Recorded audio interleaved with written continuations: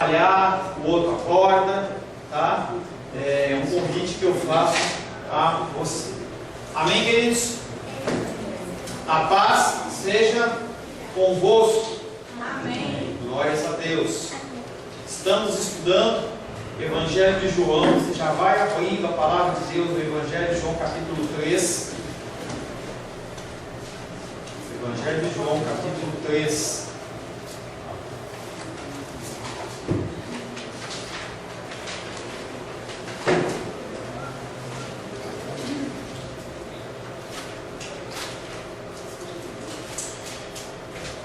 Semana passada estivemos meditando sobre o tema Jesus, a oferta de Deus em amor. O Senhor, Ele oferta a vida de Cristo por mim e por você. Cristo, Ele não vai na marra, como muitos pensam, mas Ele se entrega com um ato de amor incondicional. O amor que nós falamos hoje pela manhã, e ficou até um clima assim meio tenso, porque as pessoas elas acham que pode exprimir um amor incondicional, mas nós não podemos. Nosso amor, ele é um amor sempre com intenções, sempre imaculado pelo pecado. Mas a oferta de Deus, da vida de Jesus, ela é uma oferta altruísta, uma oferta que não quer nada em troca.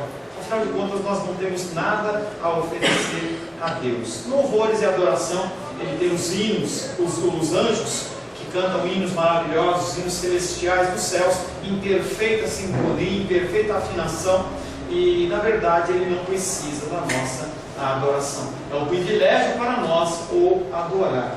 O amor sacrificial de Deus é expresso por Deus através da entrega do seu único Filho. Ele entrega o seu bem mais precioso para demonstrar o seu amor por nós. O versículo que ficou na semana passada foi João 3,16. Nós meditamos não exaustivamente, mas extensivamente. Por que não exaustivamente? Porque sempre vai ter algo a se meditar na palavra de Deus. E eu seria muito soberbo para dizer que a gente meditou exaustivamente, mas extensivamente sim. Nós falamos por volta de uma hora e pouquinho, uma hora, a respeito desse versículo. Porque Deus amou tanto ao mundo que entregou o seu único Filho, para que todo que nele crê não pereça, mas tenha a vida eterna. Nem todos são alcançados por este amor. A gente sabe que não. O presbítero Sebastião está lá fora falando com um rapaz, o senhor, que a gente acompanha ele já há algum tempo, desde que nós abrimos a igreja. Ele sempre vem, ouve os louvores, ele se sente tocado, se sente emocionado, mas não passa disso. E você estar aqui é um privilégio de Deus. Você, em algum momento da sua vida, você foi tocado por Deus. E esse toque é um toque de Deus, para que você pudesse ter vida, o seu espírito pudesse ser regenerado. Nós vamos falar no final da palavra sobre o processo da criação. Vai ser algo bem interessante. Talvez você não tenha visto esse quadro ainda. Eu passei para algumas pessoas, acho que nem todos tiveram acesso. Nem todos são alcançados por este amor. Uma dura realidade para seres como nós, mas uma verdade descrita nas Escrituras. Não todos vão ser salvos, nem todos vão ser alcançados. Por mais que você fale, há parentes, há familiares seus que vão para o inferno, você não vai poder fazer nada em relação a isso. É uma ação totalmente de Deus. Nós temos a responsabilidade humana de falar sempre, de pregar a palavra sempre, de dar o testemunho sempre, mas quem convence é o Espírito Santo de Deus. Jesus Cristo, Ele é o Senhor, Ele é o Salvador e é o Rei dos Reis. Aquele aos quais o Pai dá a Cristo, Ele de maneira nenhuma lançará fora. Deus, Ele deposita a minha vida, a sua vida, a vida dos salvos e eleitos de Deus nas mãos de Cristo, e de maneira nenhuma Jesus Cristo permite que eles sejam lançados fora. A palavra de Deus de hoje tem como título Jesus, a salvação para aquele que nele crê verdadeiramente. Por que, pastor, que crê verdadeiramente? Também você pode crer nele de uma maneira parcial, você pode crer nele de uma maneira mentirosa ou falsa, ou você pode crer nele de uma maneira religiosa. Você pode ser uma pessoa correta moralmente, uma pessoa casada ou não, tem trabalho ou não, mas você é uma pessoa que não mente, você é uma pessoa, você ouve bastante isso, você é uma pessoa que não mente, não rouba, não mata, você vai à igreja com uma regularidade, você ajuda os pobres, você dá o dízimo, dá a oferta, você trabalha no ministério, mas você verdadeiramente não crê em Cristo.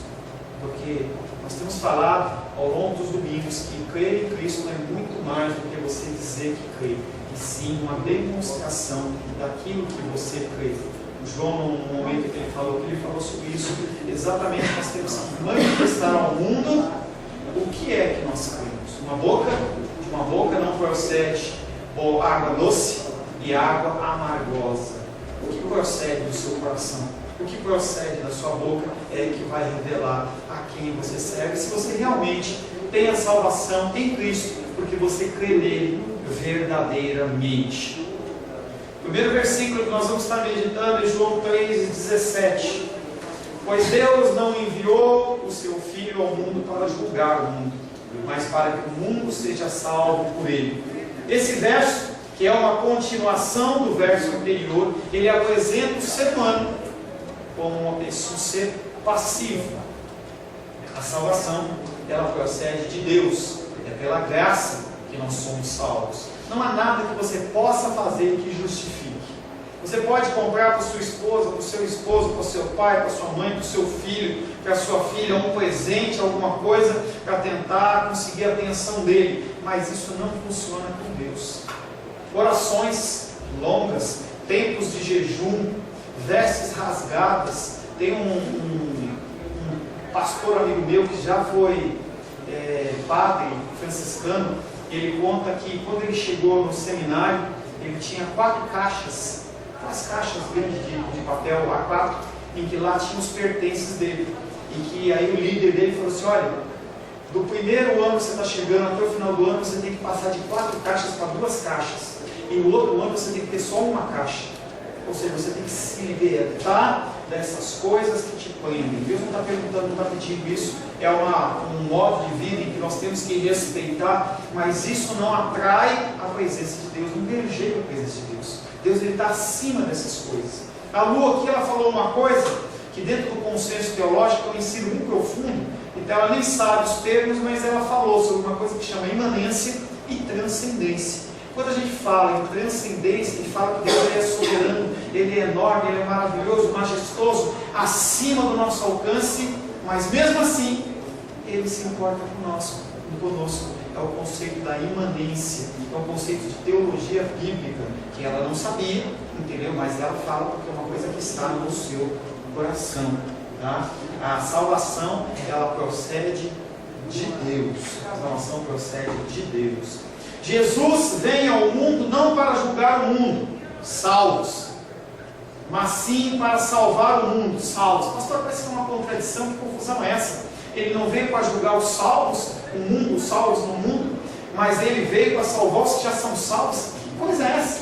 Parece que o senhor está perdido, mas não. É um conceito bíblico também que é muito interessante, que fala que primeiro nós fomos salvos antes da fundação do mundo. Lá atrás nós fomos salvos, antes que o mundo fosse mundo, antes que houvesse os passarinhos, os cachorros, os céus, a terra, a grama, as árvores, antes que houvesse a criação de todas as coisas, o Senhor já tinha nos elegido nele. Efésios capítulo 1, verso 4. Assim como nos escolheu nele, antes da fundação do mundo, para sermos santos e irrepreensíveis perante ele. Você pode brincar de pelo você pode ficar que nem aqueles bois selvagens que é amarrado pela cabeça e fica de um lado para o outro, mas está preso, não adianta. O texto está dizendo exatamente o que você está lendo. Você foi escolhido por Deus antes da fundação do mundo. Você não tem capacitação nenhuma de escolher a Deus. Pelo contrário, nós escolhemos as coisas do mundo. Nós queremos voltar para a nossa vida. Nós queremos voltar para as coisas que nos agradam e nos aprazem. Estava conversando com um jovem outro dia em que ele falava para mim assim, eu cansei disso. Eu quero aquilo que eu vivia. Eu estava tão feliz ali. A igreja já não faz mais parte daquilo que está sendo, não faz parte mais da minha vida. Não faz mais parte. Mas a palavra de Deus diz que Ele nos escolheu antes da fundação do mundo nele. Nós somos salvos em Cristo antes da fundação do mundo, mas também nós caminhamos uma vida de salvação. Aquilo que você faz, Aquilo que você fala, aquilo que você vive, demonstra para onde você está indo. O amor é uma coisa que a gente não consegue entender, em especial o amor de Deus, que é um amor incondicional. E aí eu falava hoje pela manhã a seguinte coisa: de 0 a 100, você pode estar numa porcentagem de 0,1%. Você está no comecinho, no mínimo, quase parado. Mas você tem uma parcela, uma partícula. E você vai caminhando em direção a um alvo que é Cristo. Nós olhamos para um padrão que é Cristo e nós caminhamos em direção a Ele. Fomos salvos antes da fundação do mundo e caminhamos para uma vida de salvação. Filipenses capítulo 3, versos 13 e 14 diz: irmãos, quanto a mim, não julgo havê-lo alcançado. Quem está falando isso é o apóstolo Paulo. Mas uma coisa eu faço, esquecendo-me das coisas que para trás ficam e avançando para as que diante de mim estão, prossigo para o alvo, para o prêmio da soberana vocação de Deus em Cristo Jesus. Dentro de você, se você é salvo, há uma porção de amor, há uma porção de bondade, benignidade, de mansidão, de domínio próprio, e todo o fruto do Espírito. Porque o fruto do Espírito é como se fosse uma mexerica, e que você, quando você abre aquela mexerica, você vê que os gomos estão completos. Seria muito estranho você abrir uma mexerica e faltar um gomo. Eu nunca vi isso. O Espírito Santo é a mesma coisa. Você recebe o fruto do Espírito composto de uma série de gomos. Você pode ter alguns gomos mais desenvolvidos ou menos desenvolvidos, mas eles estão aí. Cabe a você se submeter a Deus e procurar crescer nas coisas que você está fraco, para que você, olhando para Cristo, não olha para o pastor, não olha para o marido, não olha para a esposa, não olha para o filho, para a filha, não olha para o bispo, apóstolo, mas você olha para Cristo, porque Ele é o nosso padrão. Se o padrão fosse homem, seria muito fácil, mas o padrão é Jesus Cristo. Você foi salvo antes da fundação do mundo, você caminha uma vida para a salvação, e quando Cristo voltar, você vai realmente ser salvo. Marcos capítulo 13, verso 26 diz: então verão o Filho do Homem vir nas nuvens com grande poder e glória. Com grande poder e glória. No dia do Senhor, nós vamos ser arrebatados, aqueles que estiverem vivos, aqueles que estão mortos, eles vão ressuscitar e eles vão encontrar com o Senhor nas nuvens, e nós vamos, junto com Cristo, ser julgados, nós e o mundo sermos julgados, para ver, o Senhor vai definir quem são as ovelhas e quem são os bodes. Nós vamos falar um pouco mais para frente sobre o julgamento, mas fica com esse conceito por enquanto. A salvação, ela é novamente exposta como algo permitido a todas as etnias e não apenas a Israel. O povo de Israel, conforme nós já vimos com o texto de Nicodemos, eles achavam que apenas os israelitas seriam salvos, mas não. A salvação, ela está disponível a todo aquele que nele crê, para que todo aquele que nele crê não pereça, mas tenha vida eterna. E aí pode ser um escravo, pode ser um negro, pode ser um japonês, pode ser um branco, pode ser um índio, pode ser uma pessoa de qualquer nacionalidade. Todos nós estamos, há permissão sim de nós aceitarmos a Cristo. Não há privilégio de um povo escolhido. Salvar-se é passar da morte à vida definitiva, e isso só é possível através de Jesus. Você estava morto, em algum momento da sua vida você reviveu, mas você estava morto. Eu estava morto, você estava morto, e o Senhor, através do seu Espírito Santo, Ele nos toca. A partir do toque do Senhor, você ser regenerado, o teu espírito é regenerado, e você começa a olhar para as coisas de maneira diferente. E isso não é automático, esse entendimento e esse discernimento. As pessoas, elas têm uma série de dificuldades, e você, conforme vai passando o tempo, você vai crescendo em Cristo, crescendo em amor, crescendo no conhecimento da palavra. Jesus é o Filho no qual se reúnem a raiz humana e a procedência divina, o máximo do homem que tem nele presente a plenitude de Deus. Por isso que nós temos que olhar para Jesus Cristo como nosso padrão, como nosso modelo. Lembrando sempre que no retorno do Senhor haverá sim um julgamento, e que Ele o exigirá não mais como cordeiro, mas como leão da tribo de Judá. Nós já tratamos também extensivamente, dentro do tema de escatologia, a respeito do juízo de Deus. Como vai ser esse juízo? Eu não tenho tempo para falar sobre isso. Nós temos 4, 5 domingos que nós falamos num tempo passado, você pode procurar na internet, falando sobre o juízo de Deus. Mas basicamente, eu quero pedir para você abrir a palavra de Deus em Mateus capítulo 25. Nós vamos ler vários versículos, só para fazer um breve raciocínio em cima do juízo de Deus. Mateus 25, de 31 a 46.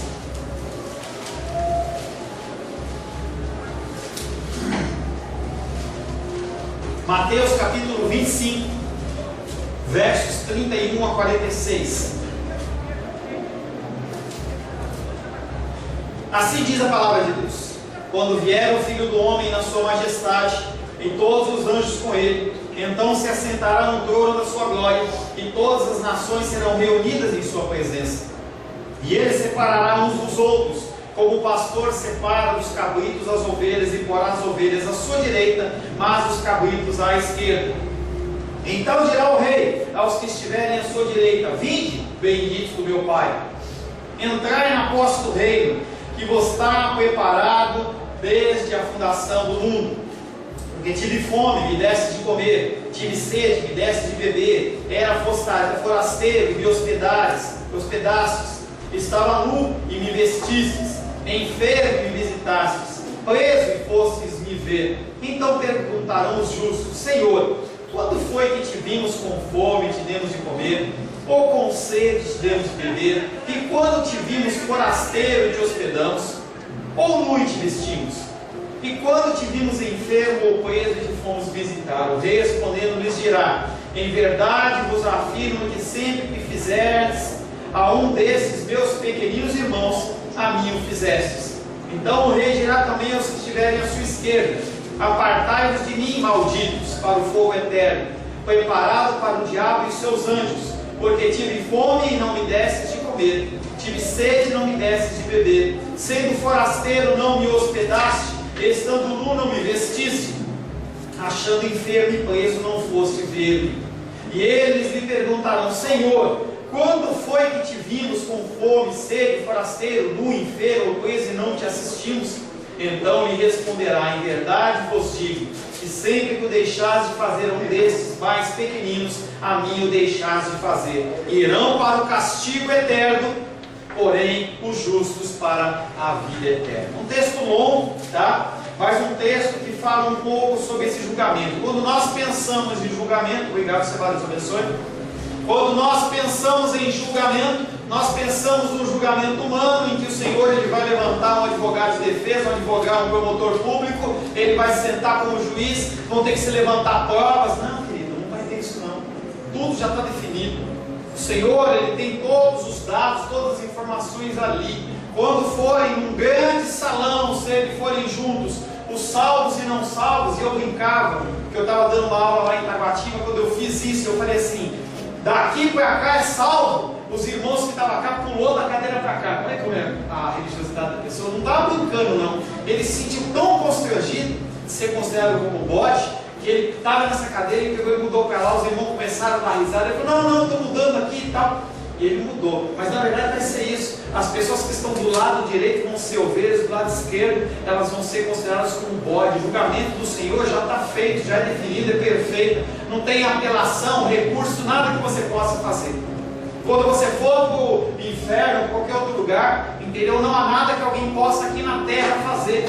Há um conceito para alguns religiosos como é que chama? Purgatório, em que as pessoas ficam ali esperando, o purgatório fica esperando sair todas, você pagar um preço, não tem como. O único preço a ser pago é através do sangue de Jesus Cristo. Então naquele dia não vai haver mais nada a fazer. Esse é o julgamento do dia do Senhor. Ele não mais se apresentará como nosso advogado, e sim como nosso juiz. Você vai ter que aceitar o julgamento de Deus. O versículo que nós vamos meditar agora é em João capítulo 3, verso 18. Quem crê nele não é julgado, mas quem não crê já está julgado, porque não creu no nome do Filho único de Deus. E agora, nesse momento, o Senhor ele fala da responsabilidade humana. Nós temos sim a submissão àquilo que Deus faz. A salvação é pela graça. Nós somos total e completamente dependentes dessa graça imerecida de Deus.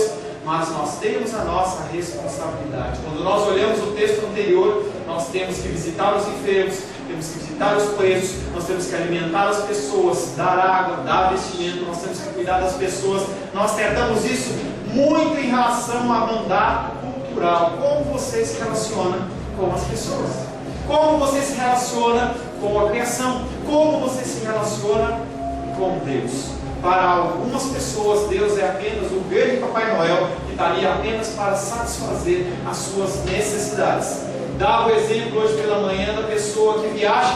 Quando chegam os filhos, eles vão querer, não o pai, não a mãe, mas eles querem: o que você trouxe para mim, papai? O que você trouxe para mim, mamãe? Aquele presente, aquele mimo. Ele está contente com a volta do pai e da mãe, mas ele quer o presente. E muitas vezes as pessoas agem com Deus desta maneira. Por que você vem para a igreja? Será que você vem para você receber alguma coisa? E aí a Edilene pela manhã ela falava assim, que ela passou na frente de uma igreja e estava assim: pare de sofrer. Como pode ser mais antibíblico? Pare de sofrer. O nosso modelo é Cristo. Cristo padeceu, sofreu, ele não tinha onde recostar a cabeça. E aí você tem que entender que nós não estamos falando na doutrina do sadomasoquismo, que você tem que sofrer, sofrer, sofrer. Não é isso. Mas você tem que entender que quando você padece sofrimento em nome de Cristo, você está sendo uma pessoa bem-aventurada. Você não tem que procurar o sofrimento. Pessoas procuram o sofrimento.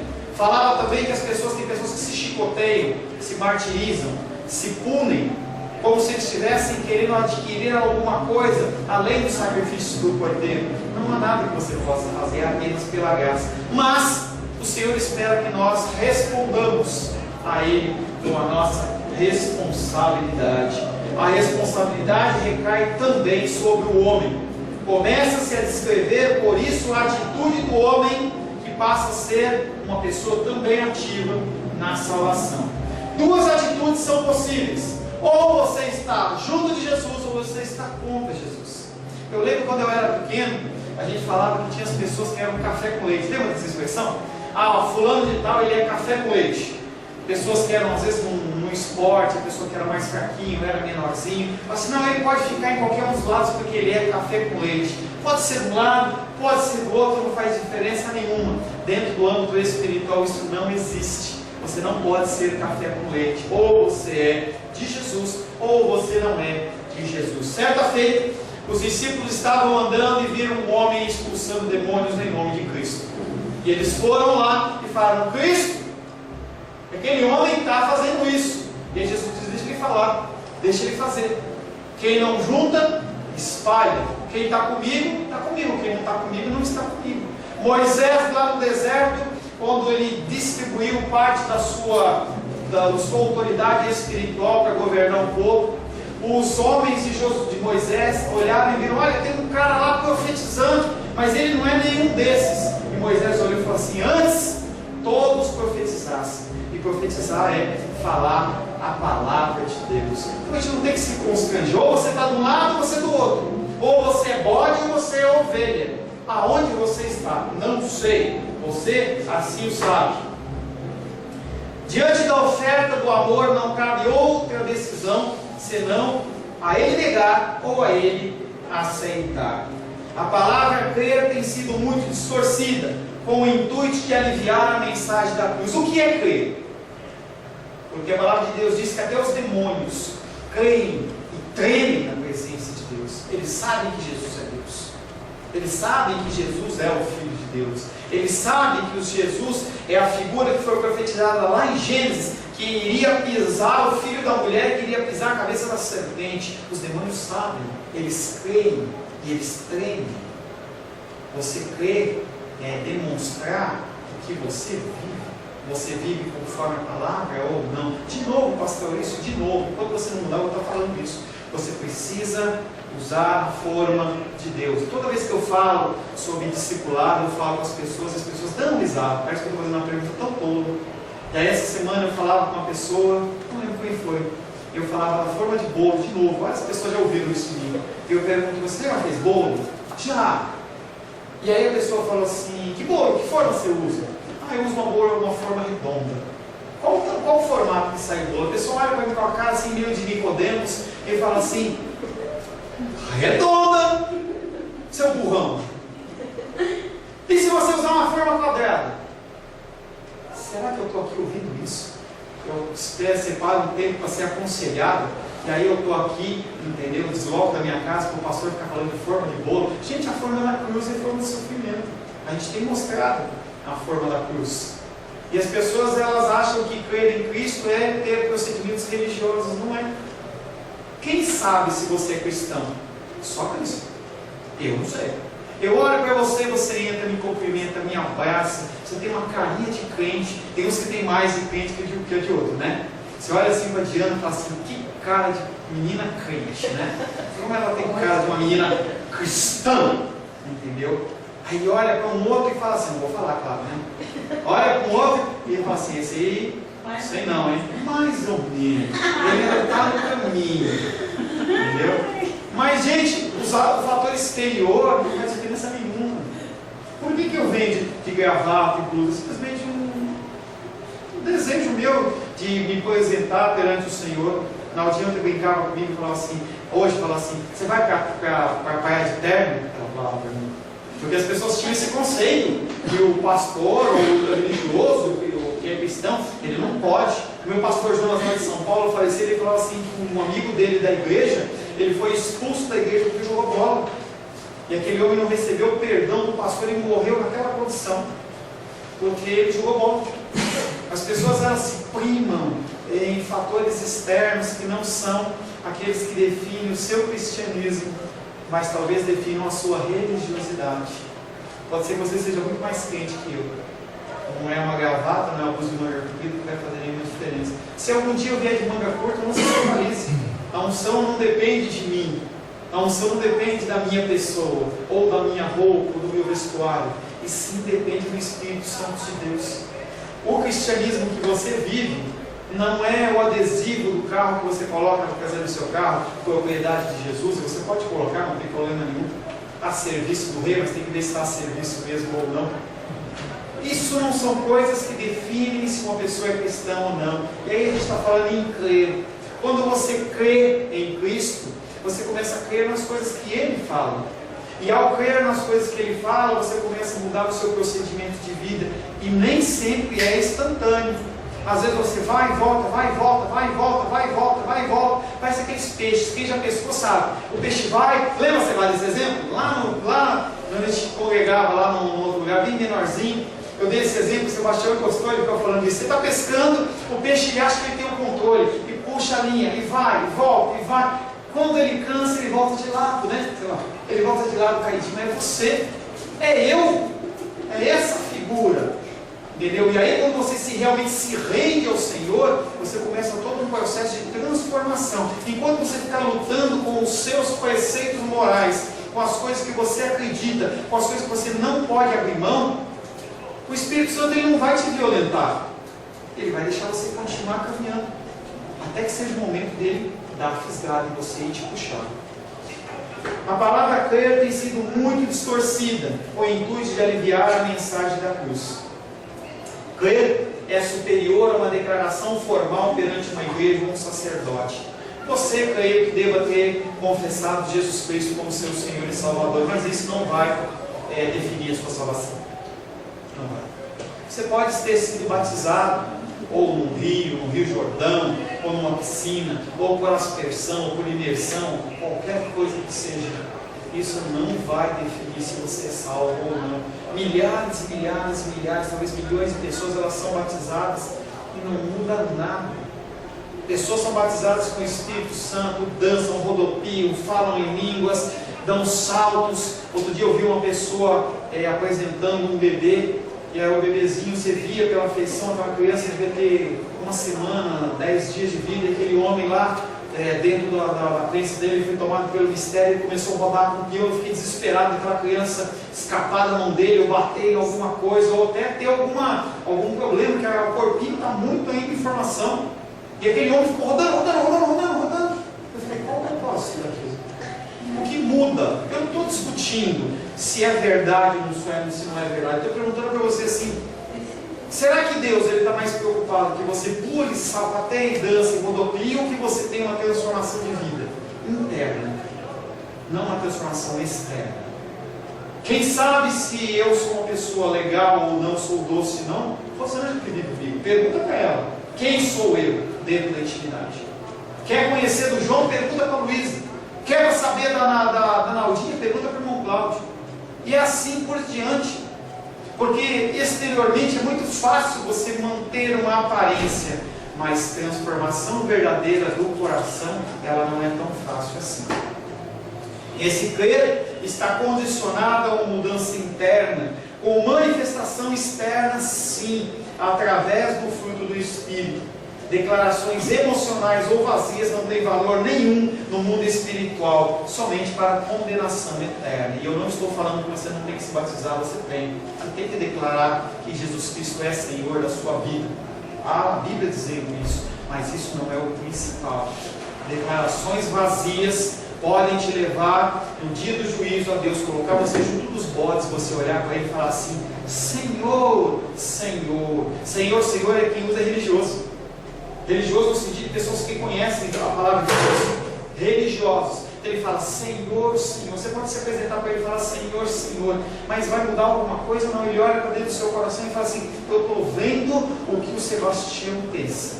Eu estou vendo como o Sebastião trata os seus familiares. Eu estou vendo o Sebastião como ele age dentro do trabalho dele. Eu estou vendo o Sebastião como ele age num procedimento com as pessoas que o cercam. Qual que é o procedimento dele na direção? Qual que é o procedimento dele em fazer o imposto de renda? Qual é o procedimento dele como homem de Deus? Não adianta você ficar falando Senhor, Senhor, ou vestir uma gravatinha e um terno bonito, não vai fazer diferença nenhuma. Declarações emocionais e ou vazias não tem valor nenhum no mundo espiritual, somente para a condenação eterna. 2 versículos bíblicos para testificar o que eu estou falando. Mateus 25:11 primeiro.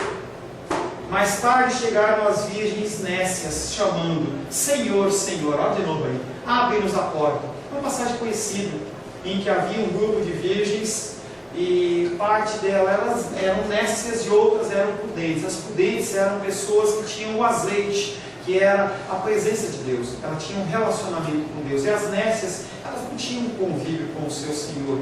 E aí, certo momento da noite, elas olham para aquelas outras virgens e falam assim: está acabando o nosso azeite, você pode emprestar um pouco para nós? E aí as outras falam assim: olha, a gente não pode emprestar. Se eu emprestar para você, eu fico sem. Fica você sem e eu sem. Então faz o seguinte: corre lá e compra o azeite para você. Elas foram comprar. Quando elas voltaram, o Senhor já tinha vindo, recolhido elas, as prudentes, e elas ficaram batendo na porta: Senhor, deixa-nos entrar. Senhor, Senhor. E o Senhor não abriu a porta. O outro texto bíblico que diz sobre isso, Mateus 7:21. Estamos falando bastante de Mateus hoje, né, Mateus? Nem todo que me diz Senhor, Senhor entrará no reino dos céus, mas aquele que faz a vontade de meu Pai que está nos céus. Mas aquele que faz a vontade de meu Pai que está nos céus. Se você não faz a vontade de Deus conforme a palavra dele, você não é cristão. Independente do seu grau de religiosidade, independente da filiação, independente do tempo de igreja que você participa, você não é cristão. Uma coisa boa para você, para mim e para os que ouvem na internet, é que se nós estamos ouvindo isso, quer dizer que ainda há chance, ainda há oportunidade. A Igreja de Deus tem um tema que é interessante: ainda há lugar. Não há algo que você possa fazer, mas você pode entrar na presença do Senhor e falar: Senhor, me ensina a ser cristão, me ensina a viver, me ensina a ser uma pessoa que realmente vive o que eu ouço, vive o que eu leio, que eu possa olhar para o teu Filho amado Jesus Cristo e realmente eu possa sim me espelhar nele para transformar e mudar. Ainda há oportunidade de você fazer isso. O homem levantado no alto torna presente o amor de Deus ao mundo, transformando eu e você, que somos pecadores, em filhos adotados. Filhos adotados. Filho mesmo de Jesus, Deus tem um só, é o Filho unigênito de Deus. Nós lemos um texto aí, não sei se foi a Luísa que leu, falou sobre o primogênito. O primogênito é o primeiro de muitos, o unigênito é o único. Jesus Cristo é o único Filho de Deus e nós somos inseridos nessa família através do seu amor e da graça imerecido.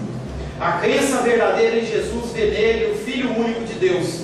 Ao dar a Deus o seu Filho, nos é oferecido a plenitude de vida que está nele, por identificação nele, porque tudo é nele, para ele e através dele. Isso nos faz renascer do Espírito, nos dando a capacidade de agirmos como filho, por uma prática de amor semelhante à prática do Pai. E aí eu vou colocar um quadro agora para você, é algo bem interessante. Eu passei isso no WhatsApp, se você quiser depois eu mando para você. A minha ideia é, eu imprimir isso, dá para imprimir até no formato A3, é grandão, para você fazer um quadro, para você entender como funciona a salvação, tá? Talvez você não vai conseguir ler os textinhos pequenos, mas eu leio para você. Aonde começam as coisas? É lá em cima ou é aqui embaixo? Aqui embaixo. Primeira coisa que acontece, você é eleito. Antes da criação, por causa da soberana e boa vontade de Deus, Deus escolhe pessoas para serem salvas. Nós já lemos alguns textos a respeito disso. Você olha para você e fala: Rosário, eu escolho você. Eu quero você. Ele nos escolhe, independente de nós. Ele nos escolhe. E isso é feito antes da fundação do mundo. Depois disso, Deus ele chama-nos. É aquele conceito: você foi salvo no passado e agora você é chamado. Você pode ser chamado em idade, da idade da Sofia. Você pode ser chamado numa idade mais jovem, como da Vitória. Você pode ser chamado numa idade mediana, numa idade mais idosa. Não importa. Qualquer desses momentos, Deus ele pode sim te chamar. E você não vai ser mais santo, mais amado, porque você foi escolhido antes ou depois. Tem uma passagem na Bíblia que diz que um homem, ele passou para recolher trabalhadores para a sua colheita. Chamou pessoas de manhã até a noite. Chegou no fim do período, quando ele foi pagar, ele pagou o mesmo salário para todos. E aí os que receberam primeiro falaram assim: poxa, mas eu estou trabalhando faz tempo. Vai receber a mesma coisa? Sim. O Senhor, ele é o dono e ele paga o salário que ele quer, da maneira que ele quer. As pessoas que foram salvas, ainda crianças, sejam jovens, sejam adolescentes, adultos ou idosos, eles são todos eles filhos adotados do Senhor e foram chamados em algum momento. Pessoas tiveram o privilégio, como é o caso da Naldinha, de ter nascido num lar cristão, mas em algum momento ela teve que tomar a decisão dela por Cristo. Senão, seria uma coisa vazia. Porque o meu pai é pastor, porque o meu pai, porque eu vivo. Não, em algum momento o Senhor tocou no coração dela. E a partir daquele momento ela começou a ser uma cristã verdadeira, buscar os conhecidos, não fazer uma coisa mecanicamente, porque as pessoas apenas mandam e convencionam. Você é eleito, você é chamado, e esse que é chamado, ele responde à proclamação do Evangelho. Não há como uma pessoa responder a Deus se não for através da proclamação do Evangelho. Por isso que a sua função, minha função, é falar do Evangelho. Depois de chamado, o nosso espírito, que antes morto, ele é regenerado. Você começa a discernir as coisas espirituais através de um espírito recriado. Deus secreto e soberanamente concede vida espiritual àqueles que foram chamados. De uma hora para outra você começa a mudar o seu comportamento, o seu jeito de ser, você começa a não aceitar certas coisas. Eleito, chamado, regenerado, você se converte. Voluntariamente respondemos ao chamado do Evangelho, arrependendo-nos do pecado e colocando a fé em Cristo para a salvação. Você começa a mudar os seus comportamentos. Você começa a agir de uma maneira diferente conforme a palavra vai sendo pregada. Eleito, chamado, regenerado, convertido, então você é justificado. O sangue do Cordeiro que foi morto na cruz do Calvário, que foi morto antes da fundação do mundo, ele é sobre a sua vida. Deus, quando olha para a vida do Paulo Sérgio, ele olha e fala assim: eu não vejo o Paulo Sérgio, porque se eu ver eu consumo ele. Porque a minha ira olha para a pecaminosidade dele, no coração dele, os desejos dele, o que passa só na mente dele. E Deus, quando entra na presença dele, fala: vou destruir. Mas quando ele vê o sangue do Cordeiro, ele não vê mais a mim, não vê a ele, não vê mais a você, e fala assim: a conta foi paga, o pecado dele. Um ato judicial e instantâneo de Deus, no qual ele declara que os nossos pecados estão perdoados através de Cristo. O meu pecado, o seu pecado, por maior que seja, ele foi perdoado. Eleito, chamado, regenerado, convertido, justificado. Aí acontece um processo que chama de adoção. Ele olha e fala: agora que você passou por esses passos, você entra no gozo do seu Pai. Você não é mais aquela pessoa pecaminosa. É em Cristo, você é limpo. Um ato de Deus no qual Ele nos torna membros da sua família. O ato da escolha, o ato da adoção é um ato de amor. A pessoa, ela vai a um orfanato e ele vai lá e fala assim: eu quero essa criança, eu quero essa aqui. É um ato de amor. Não é uma pessoa, você não foi gerado assim e foi largado, você não foi descoberto, não foi inaugurado, mas você foi escolhido de Deus. Isso é muito lindo e maravilhoso. Eleito, chamado, regenerado, convertido, justificado, adotado, e agora você começa um processo que dura a vida inteira sua, que chama-se santificação. Santificação. Um trabalho progressivo de Deus e do homem. Nós temos a nossa responsabilidade, sim. E eu falava para aquele rapaz ali fora, ele olhava para mim assim: como que eu me livro da bebida? Eu falei: a primeira coisa que você tem que fazer é parar de ir no bar. Você tem que parar. Quando você passa aqui na frente da igreja, nós já tentamos te ajudar de todas as maneiras. Você simplesmente abaixa a cabeça para ninguém chamar você nem falar nada, e você vai direto no bar. Ou seja, você está fazendo exatamente o que você quer. Você tem que lutar contra isso. Você tem que buscar as forças em Deus. Você, pelas suas forças, não vai conseguir se libertar. E a santificação em coisas piores e menores, maiores ou menores, mais simples ou mais complicadas, elas vão acontecer no decorrer da sua vida através da exposição da luz, que é o que nós vamos falar na próxima pregação. A luz. Por que as pessoas não querem Cristo? Por que as pessoas não aceitam Jesus Cristo? Porque essa luz mostra o pecado delas, mostra o meu pecado, mostra o seu pecado, e nós estamos constrangidos.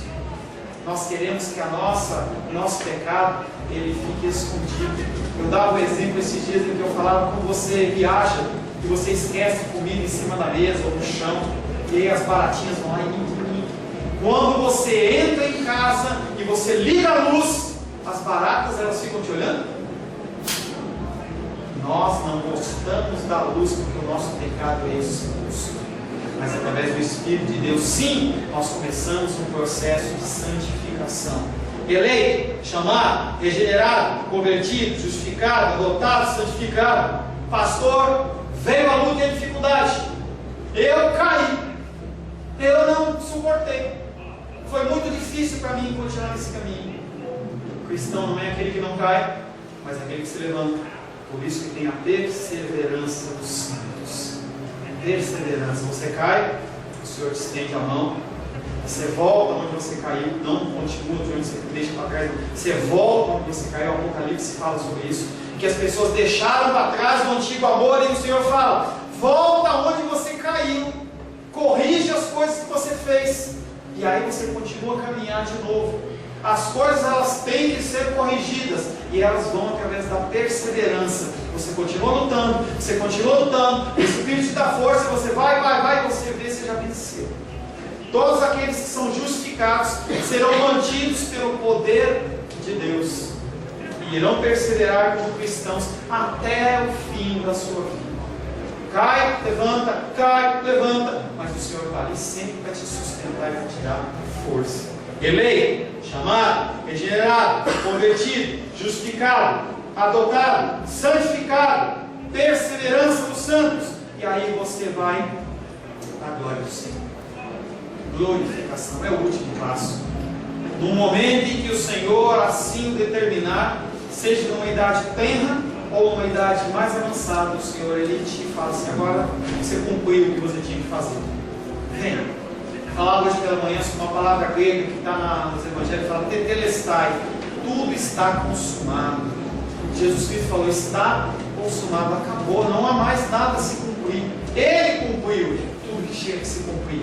E aí naquele dia, seja depois da sua morte, seja você em vida, o Senhor ele vem e te resgata, porque tudo está consumado. E aí você entra na glória do gozo do Pai, no lugar onde não haverá pranto, não haverá ranger de dentes. Enquanto isso, você está sim sujeito a sofrimento.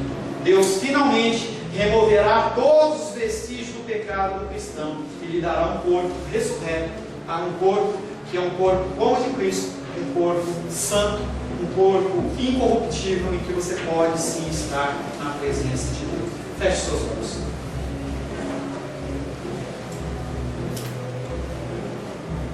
Senhor Deus, agradecemos pelo Teu imenso amor.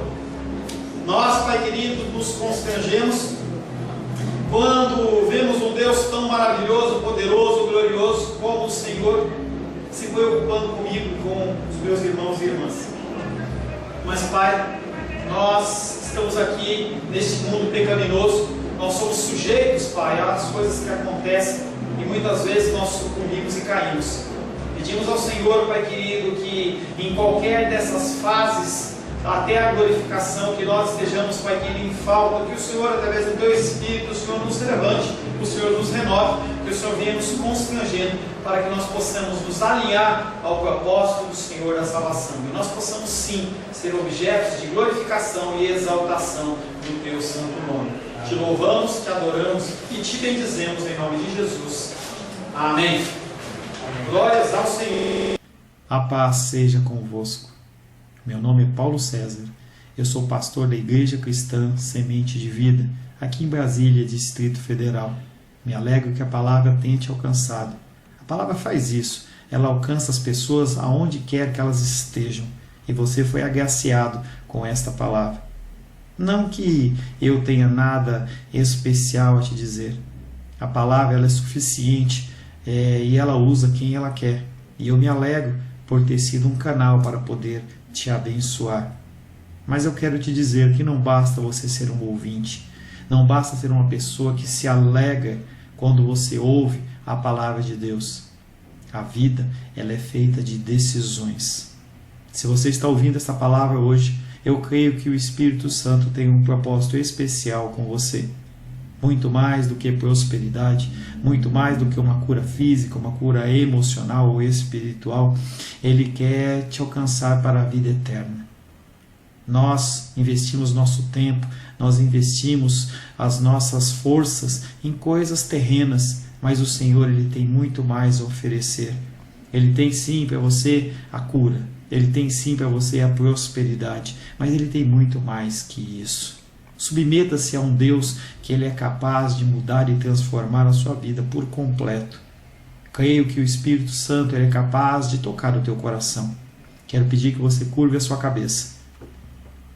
Senhor, em nome de Jesus, coloco na tua presença essa vida que ouve esta ministração, que ouve esta palavra. Pai, eu não tenho capacitação nenhuma, mas o teu Espírito ele é capaz sim de tocar nesta vida, gerar nela mudança, transformação, arrependimento, e que ela possa simplesmente bater no peito, convencendo-se que é pecadora e que precisa de um Deus salvador. Não há um caminho a ti, meu Deus, que não seja através de Cristo. E eu lhe peço, Pai querido, que você alcance essa vida e ele possa sim tomar uma decisão pessoal pelo Senhor, em nome de Jesus. Amém. Amém, meu querido. Amém, minha querida. Fico contente que você esteja ouvindo essa ministração até o fim. E peço que você não se limite a ouvir os cultos pela internet. Você procure perto da sua casa uma igreja, um lugar que proclame a palavra do Senhor. Eu oro para que o Espírito Santo te direcione nessa busca, porque muita coisa tem sido oferecida que não é o Evangelho. Eu abençoo a sua vida em nome de Jesus. Amém.